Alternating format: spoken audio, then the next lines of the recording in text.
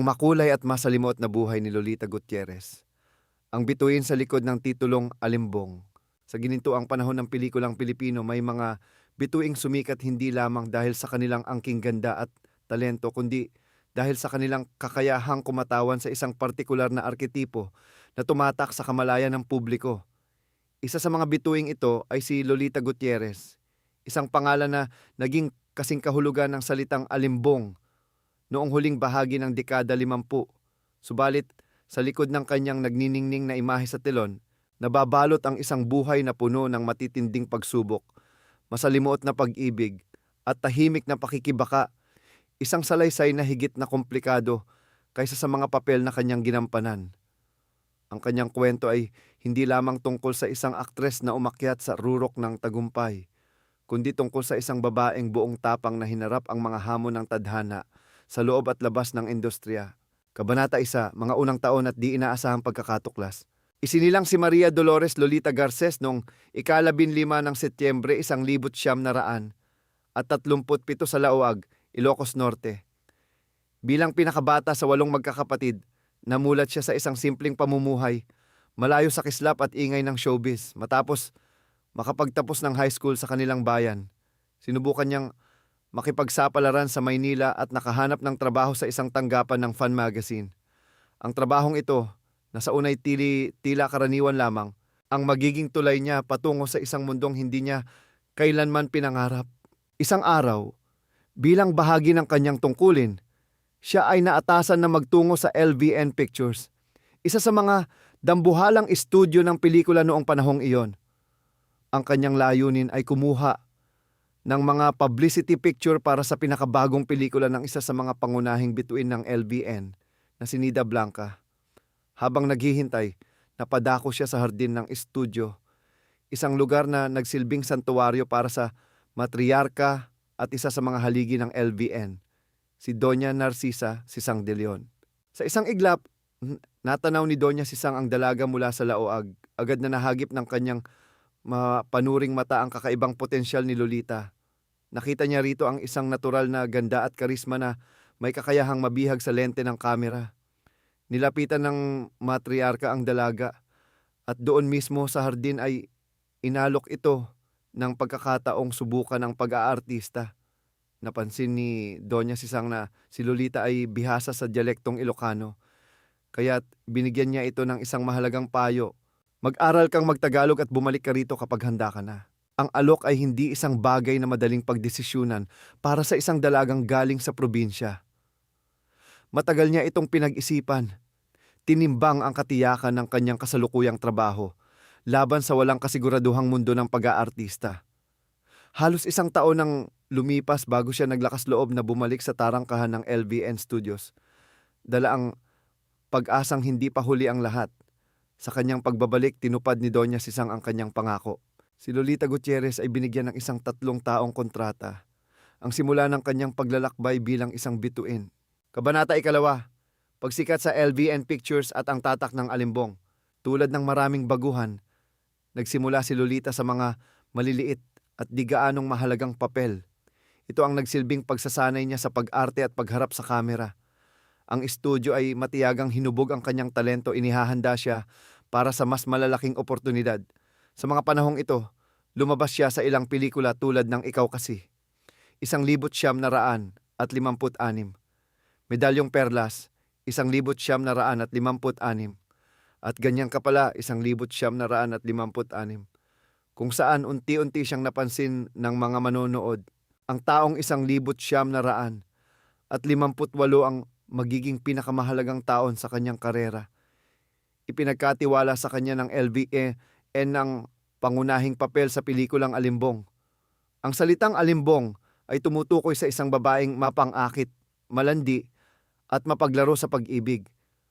Sa pelikulang ito, itinambal siya sa premyadong aktor na si Leroy Salvador. Ang kanilang kimika sa screen, kaakibat ng mabisang pagganap ni Lolita sa isang karakter na tila isinulat para sa kanya, ay nagresulta sa isang dambuhalang tagumpay sa takilya. Ang Alimbong ay hindi lamang isang pelikula. Ito ay naging isang kultural na phenomenon. Ang tagumpay nito ay lubos na nagpasikat kay Lolita Gutierrez, ngunit Kasabay nito ay ikinabit na rin sa kanyang pangalan ang imahe ng kanyang karakter. Sa loob ng mahabang panahon siya ay na-typecast sa mga papel ng isang babaeng seduktora at mapanghalina.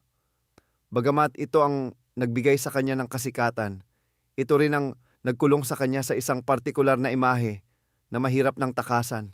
Dahil sa kanyang tagumpay, sunod-sunod ang naging malalaking proyekto ni Lolita sa LBN. Naging isa siya sa mga pinakamahalagang bituin ng estudyo. Sa panahong ito rin nagsimula at lumalim ang kanyang pagkakaibigan sa kapwa-aktres na si Nida Blanca. Ang kanilang samahan ay hindi natapos sa loob ng bakuran ng LBN. Ito ay isang pagkakaibigang tumagal hanggang sa kanilang pagtanda, isang ugnayan na magiging mahalaga para kay Lolita sa mga darating na pagsubok sa kanyang buhay. Kabanata 3, Pag-ibig, pag-aasawa at paglisan sa entablado. Sa rurok ng kanyang kasikatan noong dekada 60, isang malaking pagbabago ang naganap sa buhay ni Lolita. Noong 1963, nakilala niya at napagpasyahang pakasalan ang isang mayamang tagapagmana mula sa isang kilalang pamilya sa Bacolod.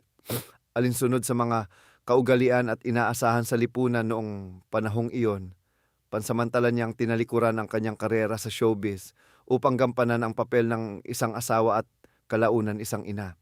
Ang kanilang pagsasama ay biniyayaan ng 2 anak. Sa loob ng halos isang dekada, sinubukan ni Lolita na mamuhay ng pribado, malayo sa mata ng publiko na nasanay na makita siya sa malaking telon.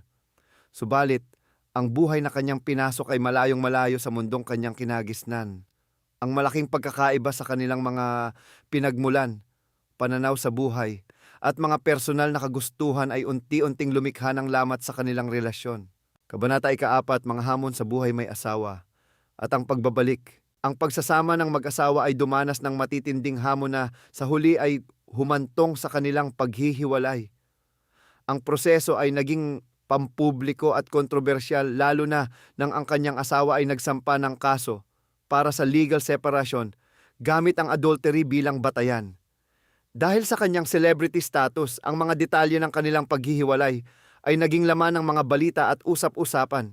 Nang magpasya si Lolita na bumalik sa pag-aartista, hinarap niya ang matinding panghuhusga.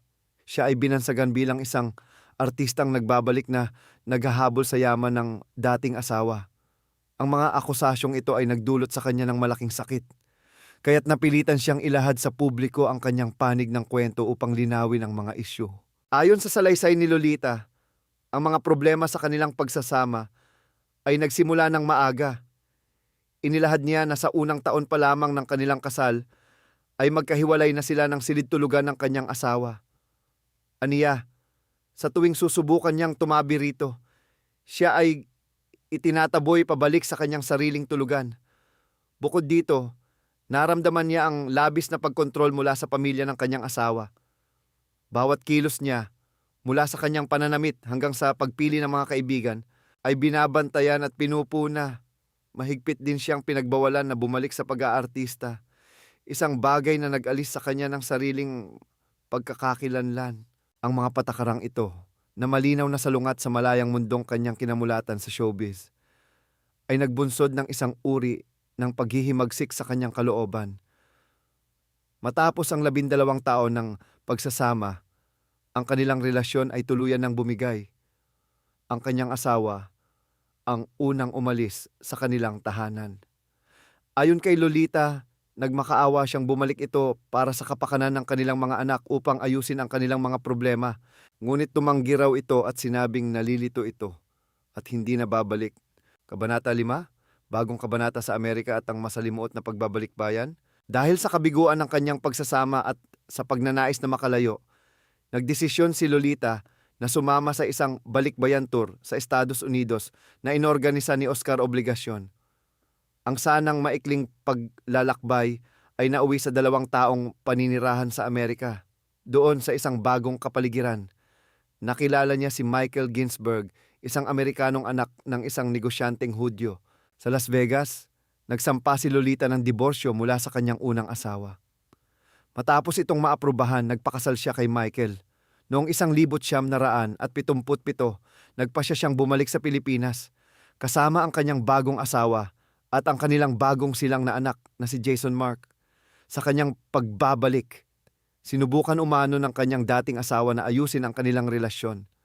Ayon kay Lolita, iminungkahi nito na maaari silang magsimulang muli, ngunit kailangan niyang ibalik ang kanyang anak kay Michael sa Estados Unidos. Ang mungkahi ay mariing tinanggihan ni Lolita.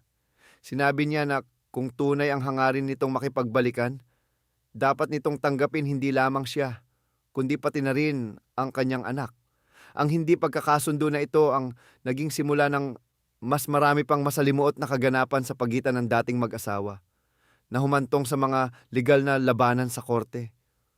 Dumating sa punto na itinago umano ng kanyang dating asawa ang kanilang dalawang anak, at ayaw ipakausap sa kanya kahit sa telepono, isang karanasang nagdulot sa kanya ng matinding pighati.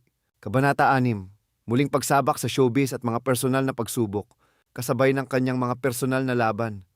Muling sumabak si Lolita sa pag-aartista noong 1983. Ang kanyang pagbabalik ay hindi rin nakaligtas sa mga intriga. Kumalat ang mga usap-usapan na kaya lamang siya nagbalik sa pag-arte ay dahil naghihirap na sila ng kanyang asawang si Michael. Agad niya itong pinabulaanan at ipinagpatuloy ang kanyang karera.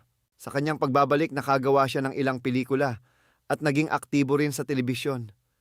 Nagkaroon siya ng sariling mga programa tulad ng The Lolita Gutierrez Show at Ganyan si Lolita noong dekada 80 na nagpatunay na hindi pa rin kumukupas ang kanyang bituin. Gayunpaman, ang kanyang ikalawang pagsasama kay Michael Ginsberg ay hindi rin nagtagal at nauwi rin sa hiwalayan.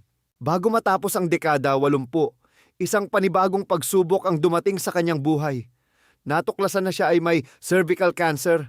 Ang malubhang karamdaman ang tuluyang nagtulak sa kanya na iwan ang industriya ng showbiz upang harapin ang pinakamalaking laban ng kanyang buhay. Kabanata 7, pananampalataya, pakikibaka sa sakit at mga huling taon. Sa gitna ng kanyang pakikibaka sa sakit, muling natagpuan ni Lolita ang lakas sa kanyang pananampalatayang Kristiyano. Nagpasya siyang bumalik sa Estados Unidos upang doon na manirahan at magpagamot. Sa tulong ng medisina at pananampalataya, unti-unting humupa ang kanyang karamdaman noong dekada 70. Sa panahong ito ng kaluwagan, muling kumatok ang pag-ibig sa kanyang puso. Nakatagpo siya ng isang bagong mamahalin at nagdesisyon silang magpakasal. Subalit, tila mapaglaro ang tadhana. Bago pa man sila maikasal, ang kanyang mapapangasawa ay pumanaw sa isang hindi inaasahang aksidente. Bagamat may naiwang kaunting pondo ang kanyang yumaong kasintahan, muling dumanas ng paghihirap sa pinansyal si Lolita nang bumalik ang kanyang kanser. Sa pagkakataong ito, mas naging agresibo ang sakit at kumalat na sa kanyang bituka, na nangangailangan ng mas mahal at masinsinang gamutan.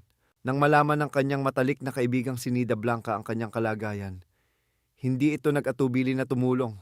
Pinatunayan ni Nida ang kahulugan ng tunay na pagkakaibigan, na nanatiling matatag sa kabila ng distansya at mga nagdaang taon.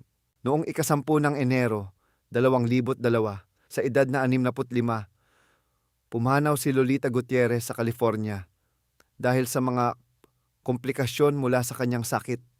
Sa kanyang mga huling sandali, siya ay napapaligiran ng kanyang mga anak at mga nagmamahal sa buhay. Konklusyon, legasya ng isang matatag na bituin. Ang buhay ni Lolita Gutierrez ay isang salamin ng tagumpay at trahedya, ng pag-ibig at kabiguan. Siya ay maaalala bilang ang orihinal na alimbong ng pelikulang Pilipino, isang imaheng tumatak sa isang buong henerasyon. Ngunit higit pa rito, siya ay isang babaeng matapang na hinarap ang bawat unos na ibinato sa kanya ng buhay, mula sa mga kontrobersya sa kanyang personal na buhay hanggang sa kanyang mahabang pakikipaglaban sa karamdaman. Ang kanyang mga naiambag sa industriya sa panahon ng kanyang kasikatan ay hindi matatawaran. Nag-iwan siya ng isang di malilimutang tatak sa kasaysayan ng pelikulang Pilipino. Sa likod ng bawat ngiti, bawat kindat, at bawat pag-arte sa telon, naroon ang kwento ng isang babaeng lumaban, nagmahal na bigo at muling bumangon. Isang tunay na bituin na ang ningning ay hindi kailanman mapapawi ng panahon.